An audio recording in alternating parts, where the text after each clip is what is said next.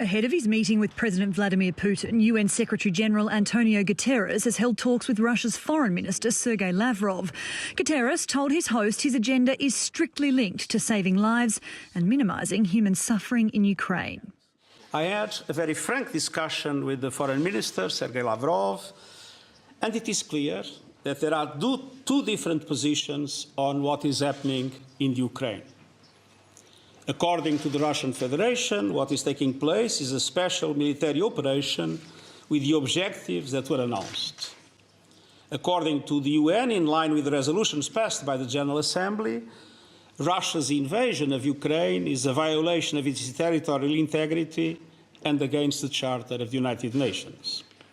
Lavrov said Russia is willing to work with the UN to protect civilians, but he also laid blame for the conflict on the West. This situation in Ukraine has largely accumulated. It happened mostly in the context of tactics undertaken by our American colleagues and their allies for the boundless NATO expansion and the building of a unilateral world order. Their meeting follows an interview on Russian state television in which Sergei Lavrov said NATO was in a proxy war with Russia because its members are supplying weapons to Ukraine.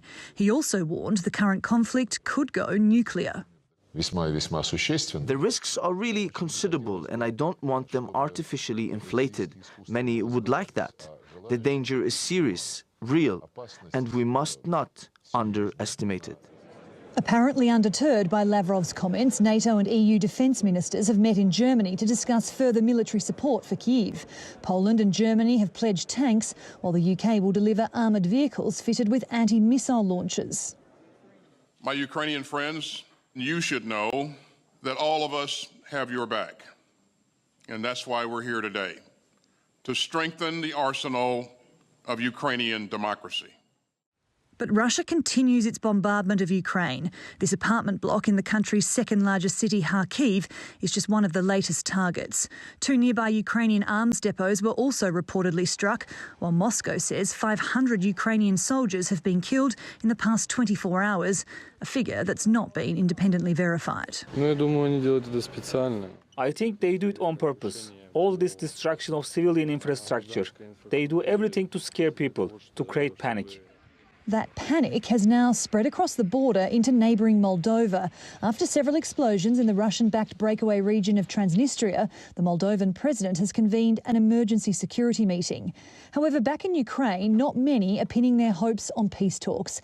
In Zaporizhia, volunteers and soldiers are shoring up the city's defences. Russian rockets have already hit the area with deadly consequences this week, and the people living here fear more attacks are imminent. Sarah Morice, TRT World.